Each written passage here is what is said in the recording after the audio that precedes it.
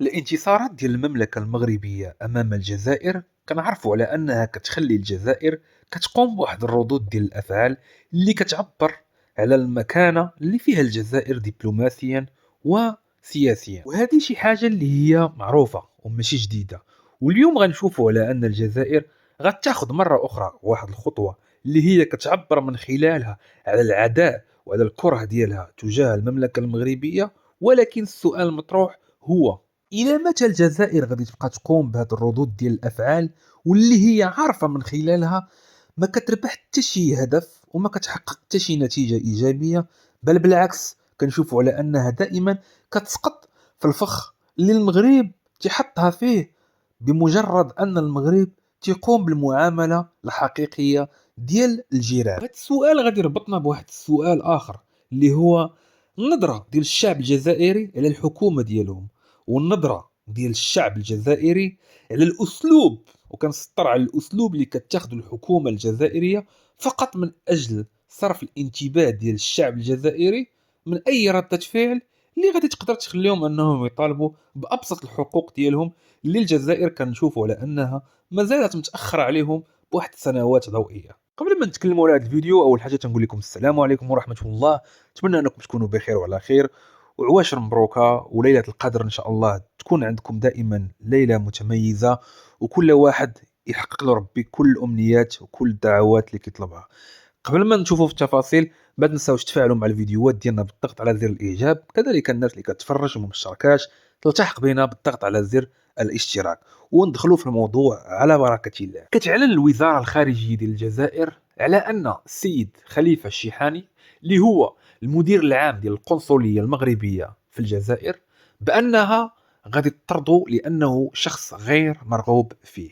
والشيء اللي هو كتعتبر في قمة الحقارة من الحكومة الجزائرية هو أن هذا الإعلان تم الإعلان ديالو وعطاته مدة ديال 48 ساعة باش أنه يغادر التراب الجزائري. وغادي يجيكم في راسكم السؤال ديال اي انسان غادي يجي في راسو، واللي هو شنو هو السبب اللي غادي يخلي على ان الوزاره الخارجيه ديال الجزائر تاخذ هذا القرار.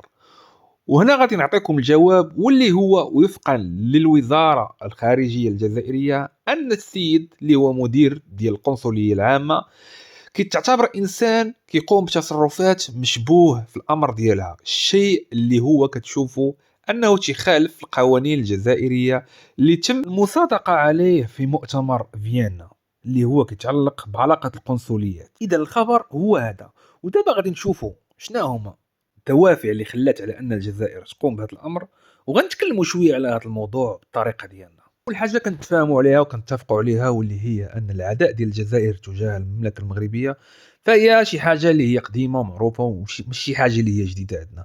ولكن هنا غنشوفوا واحد النوع اخر ديال الحقد وديال الكراهيه وديال العداء، لان الامر ما بقاش غير كيتعلق بواحد الافعال او ما بقاش كيتعلق فقط بقضيه الصحراء المغربيه او ما بقاش كيتعلق بالتفسيرات او بالمبررات ديال الشعب الصحراوي اللي كيسميوه هما او الجماعه او الجبهه الانفصاليه اللي داروها هما ديال بوليزاريو الوهميه. ما بقاش الامر كيتعلق بهذه الاشياء هذه. الان كنشوفوا على ان هناك عداء مباشر، ومنين كنتكلموا على عداء مباشر فكنتكلموا على العلاقه المباشره بين المملكه المغربيه وبين الجزائر. وهذا امر حنايا في الكواليس كنعرفوه مزيان على ان اساسا العلاقه بين المغرب وبين الجزائر من الجانب الجزائري فهي علاقه خبيثه من الجانب الجزائري، وان معظم المشاكل السياسيه والدبلوماسيه بين المغرب وبين الجزائر الهدف الاساسي ديالها هي الجبهه الوهميه، لانها منظمه ارهابيه تبع الجزائر، لان الجزائر هي اللي دارت هذه الحركه الانفصاليه. ولكن اليوم ففي الواقع او بطريقه مباشره كنشوفوا على ان هناك عداء مباشر، مع العلم على ان الهدف الاساسي كما ذكرنا هو الجبهه الانفصاليه، وان الحقد وان الغيره ديال الجزائر كتشوف على ان المغرب تيحقق الاهداف ديالو، وان المغرب تبني علاقات جديده مع دول اوروبيه، كذلك المغرب تيحصد واحد الاعترافات ديال الصحراء المغربيه، وكتشوف على ان التقارب المغربي الفرنسي فهو غادي في واحد الطريق اللي يقدر يخلي على ان الجزائر غادي تبقى خارجه اورجو، وكتشوف بزاف ديال الاشياء. الشيء اللي غادي يخليها تسقط في الفخ مره اخرى ديال المغرب. الفخ ديال المغرب شنو هو؟ ماشي هو ان المغرب تنوي انه يدير الجزائر في واحد الفخ، بل ان المغرب الفخ اللي كيرصدوا للجزائر هو فقط انه ما تيقومش بالخطا صافي. واي دوله عندها نوايا خبيثه تجاه دوله اخرى، فالحقيقه ديالها كتبان عندما الدوله الاخرى او الدوله المستهدفه ما كترتكبش اخطاء. وهذا هو الشيء اللي كيقوم به المغرب فقط، الحفاظ على العلاقه ديالو، الحفاظ على الدبلوماسيه ديالو، الحفاظ على الهدوء ديالو، والحفاظ على الاهداف ديالو.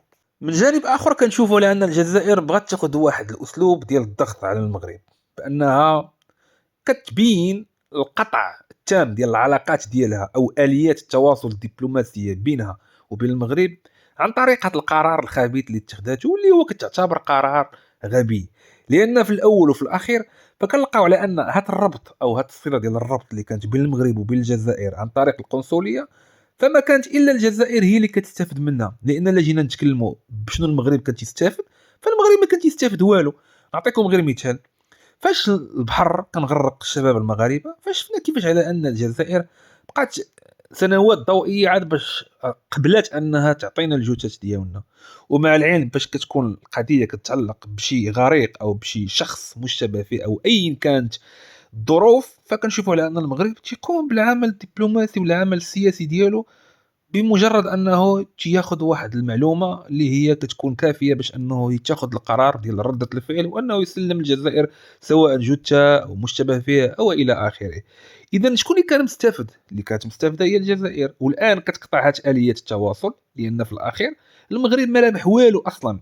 على عين غادي يجينا في راسنا واحد السؤال، كيفاش غادي تكون ردة الفعل ديال المغرب؟ واش المغرب حتى هو غادي يدير الند بالند، او واش المغرب غادي يتجاهل هادشي اللي قامت به الجزائر، او واش المغرب غيطلب واحد التفسير اخر من طرف الحكومه الجزائريه علاش قامت بهات القرار والى اخره. توقعات فهي جد بسيطه لاننا كنعرفوا الاسلوب ديال المغرب، وكنتوقعوا على ان اولا المغرب فهو غادي يلتزم بالصمت وبالحياد وبالهدوء، وغادي تسنى شنو هي ردة الفعل اللي غتخرج بها الجزائر. هل هناك قطع تام ديال اليات التواصل الدبلوماسي وغادي يتم فعلا اغلاق القنصليه في الجزائر، او ان الجزائر غتتواصل مع المغرب باش ان المغرب يعين مبعوث دبلوماسي جديد اللي غادي يكون تيشرف على هذا المنصب ديال مدير القنصليه. فلهذا المغرب فهو غادي يلتزم الهدوء في الاول، وغادي يشوف وغادي يحاول انه يعرف ردة الفعل ديال الجزائر بغض النظر على ان الكواليس ما كنتكلموش عليها لانها معروفه. غير هو المغرب دائما تيبغي يطبق القانون وتيبغي يطبق فعلا الاهداف السياسيه ديالو على ارض الواقع، وما تيبغيش انه هو اللي يوقع في الخطا او اللي هو يطيح في الفخ ديال راسه. اذا هادشي اللي كان الاخوان، كان معكم الاخ ديالكم محمود، شكرا لكم بزاف، تحياتي لكم والسلام عليكم.